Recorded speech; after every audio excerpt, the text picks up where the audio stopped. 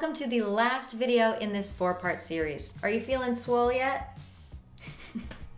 These videos feature Kevin Mejia. He explains and demonstrates some exercises he's identified for coffee roasters because coffee roasting is a hard and physically demanding job. This series is the video complement to his article in issue 21 of Coffee People Zine, Functional Movement for Roasters. This last video focuses on functional strength, basically working the muscles we use in the roastery to pull, push, lift, and stand up, movements we do all day long. It builds on some movements covered in earlier videos, so if you haven't checked those out, watch them now. I'll put links in the description below. We've covered shoulder mobility, hip mobility, and core stability. Of course, if you feel any pain or discomfort while doing these movements, stop and consult with a doctor or fitness professional. All right, here it is, the last video in our functional fitness series, Functional Strength.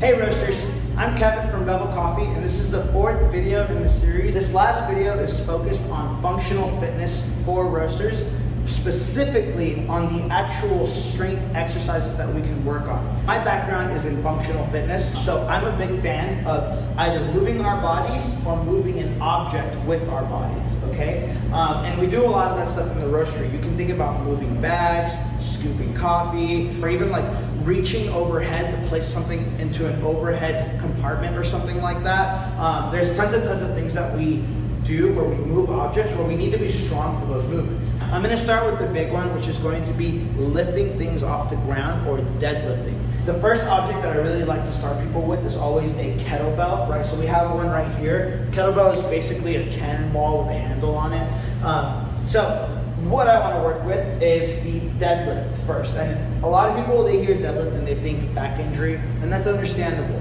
It's a very simple movement, but explaining it can be complicated because we lose our natural movement as we kind of grow, okay? So the things that I want to see more often than not are a straight back, okay? And making sure that we're focusing not on pulling a weight up, but rather pushing the earth away. It's kind of a nuanced way to think about it, but let me explain.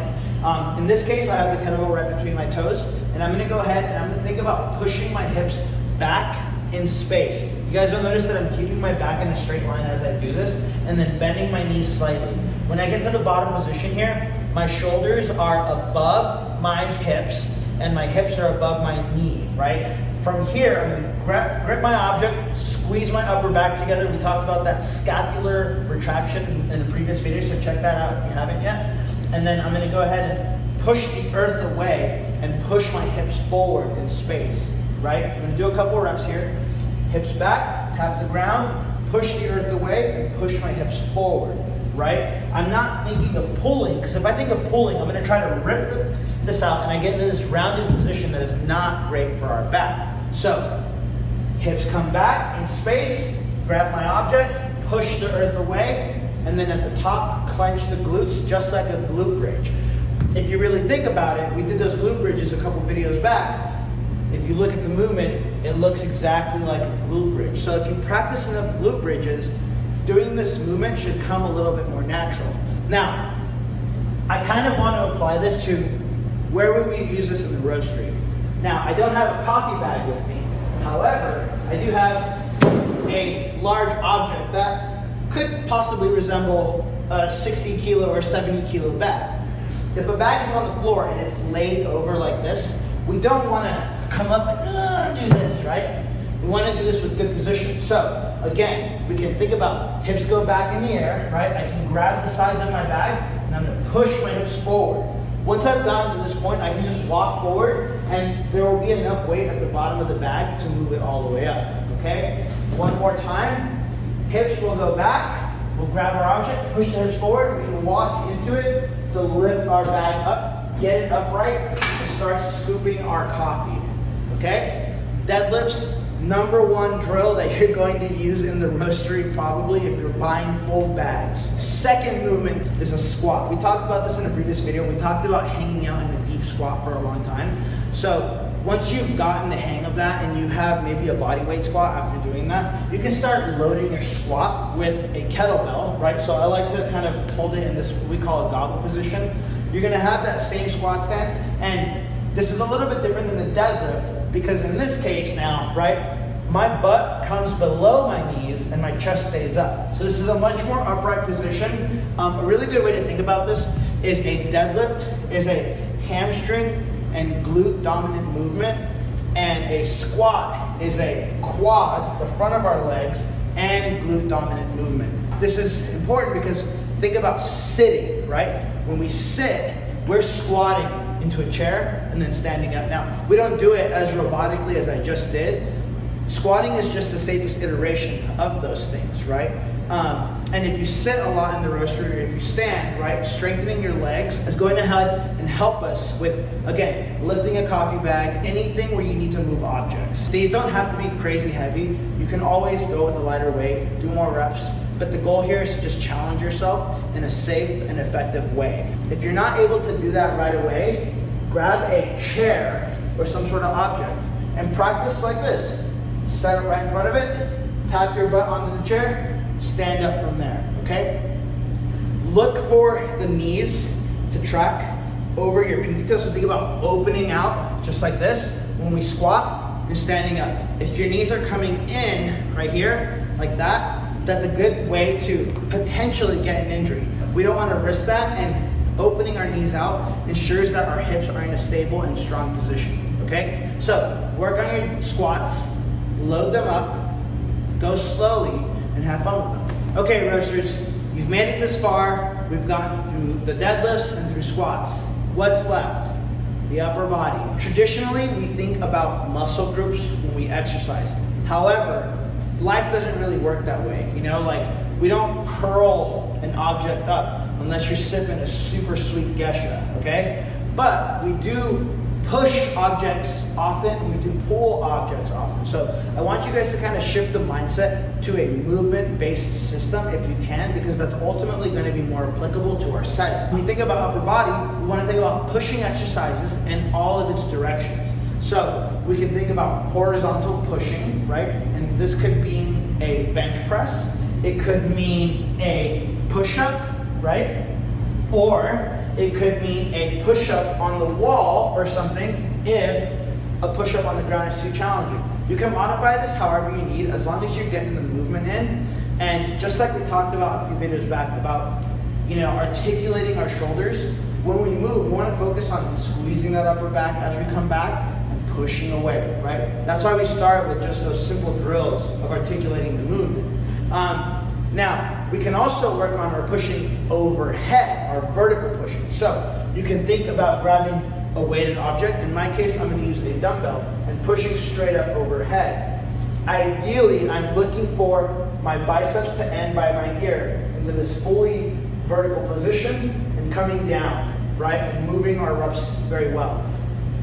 If you find that you have a shoulder mobility issue, where maybe your shoulder only comes to a position out in front of you like this is a good opportunity to go back, work on some of the shoulder drills from before, like the reverse fly or the shoulder cars, so that you can start teaching the shoulder to go up into this vertical position. This is going to become really relevant if I maybe have a roasted batch of coffee, or I have, you know, 5-pound bags of coffee that need to go into shelves, and I need to, this is 20 pounds right here, but I need to lift it up overhead. This is a vertical push, right? I have to put it up into a shelf overhead. So working on our vertical pushing especially is really important.